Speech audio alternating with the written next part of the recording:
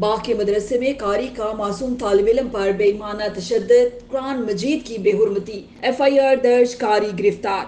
Kashmir express digital की report के मुताबिक जिला बाग के इलाके मलोट के रिहायशी सैयद इब्रार हुसैन शाह ने बताया कि इसका भांजा समामा खलील वल सैयद खलील हुसैन शाह को बवजह बीमारी मदरसे से गैर हाजिर होने पर बेईमाना तशद्दुद का निशाना बनाया गया। जख्मों की वजह से समामा की हालत तशवीशनाक है, वो बार बार बेहोश हो रहा है। सिटी थाना बाग में मुकदमा दर्ज करवा दिया है। SSP बाग खुर्रम इकबाल के नोटिस लेने पर कारी को गिरफ्तार कर लिया गया है। FIR के मुताबिक जिला बाग के इलाके मलोट के रिहायशी सैयद इब्रार हुसैन शाह ने सिटी थाना बाग में दरख्वास्त दी कि इसका भांजा समामा खलील व सैयद खलील हुसैन शाह जिला बाग के मदरसे तालीमुल कुरान अल बैत हाजी बाजार मलोट में जेर तालीम है।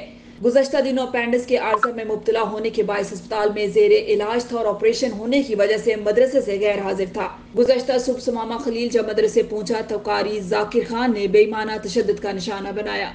सुमामा की पीठ और टांगों पर जख्मों के निशानात तशद्दुद की गवाही दे रहे हैं। सुमामा का छोटा भाई मदरसे से भागकर घर आया और घर वालों को सुमामा पर कारी की जानिब से तशद्दुद की इतला दी, जिस पर हम मदरसे पहुंचे और कारी से वजह पूछी, लेकिन कारी जाकिर आपे से बाहर हो गया और कारी शाकिर और कारी आमिर के हमरा हम पर भी हमला कर दिया।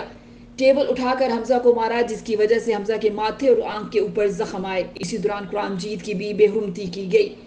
कारी के कहने पर मदरसे के बाकी तुलबा भी हमला आवर हो गए, बड़ी मुश्किल से जान बचाई। खबर वायरल होने पर SP बाग खुर्रम इकबाल ने नोटिस लिया और मुकदमा दर्ज करके कारी को गिरफ्तार कर लिया।